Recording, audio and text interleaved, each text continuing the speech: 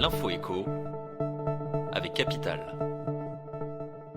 Le chiffre du jour, moins 45%, c'est la chute subie par le Bitcoin depuis son record à 69 000 $ le 12 novembre 2021. Plusieurs facteurs influent sur le cours de la crypto-monnaie. Elle a tendance à suivre l'évolution des bourses et notamment des valeurs tech américaines depuis le début de l'année. Une corrélation qui remet en cause la théorie selon laquelle le Bitcoin pourrait servir de valeur refuge face à l'inflation. Par ailleurs, la spéculation sur la crypto-monnaie et ses perspectives de croissance est moins forte que par le passé et les mises à jour de la blockchain, la technologie sur laquelle elle repose, semble avoir moins d'incidence sur son cours.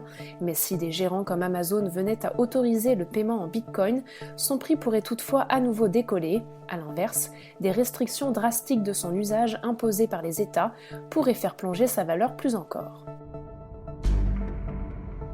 Le coup de gueule du jour est poussé par Catherine Fabre, députée LREM de Gironde, contre les démarchages abusifs opérés par les organismes de formation professionnelle.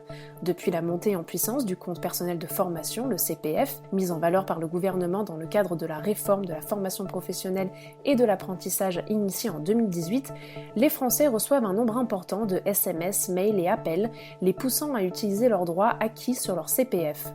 Un démarchage commercial très agressif et souvent mensonger qui a poussé l'élu à déposer cette semaine une proposition de loi pour interdire tout type de démarchage en lien avec la formation.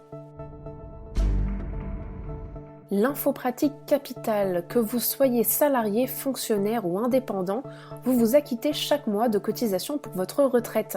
Mais savez-vous quel niveau de retraite futur ces cotisations vous offriront ? Pour vous permettre de l'estimer, la fintech spécialisée dans la retraite, Sapiendo, vient de lancer un simulateur. Rien de plus simple, vous indiquez votre statut professionnel et votre rémunération. Ces deux informations vous permettent d'avoir une idée sur ce que vous rapporteront vos cotisations lorsque vous serez à la retraite. Vous apprendrez ainsi que si vous êtes un salarié gagnant 26 950 € net par an, vos cotisations augmenteront votre retraite annuelle de 481 € net chaque année. Et on termine par les propos d'Olivier Véran sur le pass vaccinal. Le ministre de la Santé était l'invité de BFM TV mercredi soir et il n'a pas exclu de lever le pass vaccinal avant le mois de juillet prochain. Le ministre a estimé que le pire de la 5e vague était derrière nous.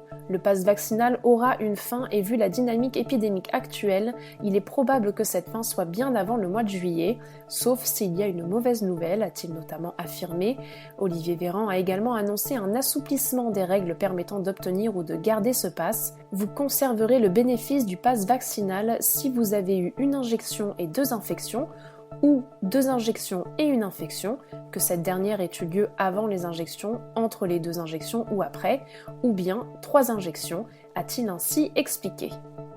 C'était l'info écho avec Capital.